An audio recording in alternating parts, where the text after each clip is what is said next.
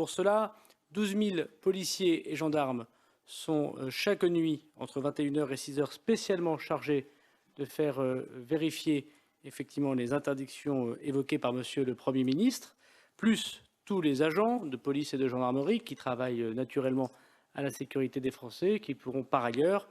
avec les polices municipales, lorsque les maires organiseront les services de nuit ou les organisent déjà, faire respecter les règles évoquées par Monsieur le Premier ministre, qui rentrent donc en vigueur dans la nuit de vendredi à samedi à partir de minuit. Comme pendant le confinement, certains déplacements resteront autorisés pour des raisons de santé, pour aller à l'hôpital ou aller acheter des médicaments dans une pharmacie de garde, par exemple, pour des raisons professionnelles, si vous travaillez de nuit ou que vos horaires de travail ne vous permettent pas d'être chez vous à 21 h,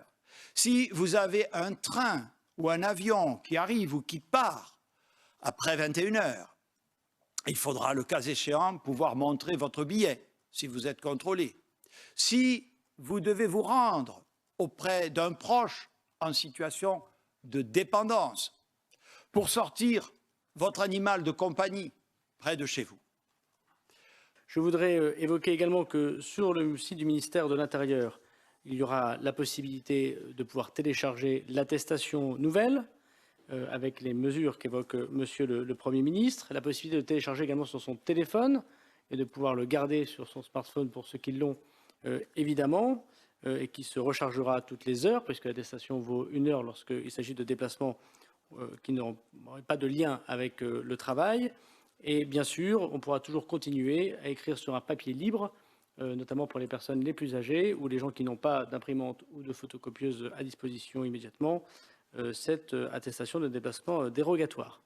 Pour l'attestation professionnelle, qui montre qu'effectivement, on doit pouvoir rentrer chez soi, aller au travail ou travailler, non seulement il faudra l'attestation, numérique ou papier, mais en plus le justificatif de son entreprise ou sa carte professionnelle lorsqu'on est infirmière libérale ou journaliste, par exemple. Voilà ce que je voulais dire en quelques mots. Évidemment, il y a des sanctions qui sont appliquées au moment où les gens ne respectent pas les interdictions de ce couvre-feu de 21 h à 6 h, qui ne s'applique que dans les zones évoquées par Monsieur le Premier ministre. Une amende de 135 €, c'est-à-dire la même amende que pendant le confinement. Et si jamais il devait y avoir réitération, c'est-à-dire si au bout de 3 fois, les policiers ou les gendarmes arrivent à confondre une personne qui, par 3 fois, fraude ou ne respecte pas ces règles d'interdiction, 6 mois d'emprisonnement possible et 3 750 € d'amende.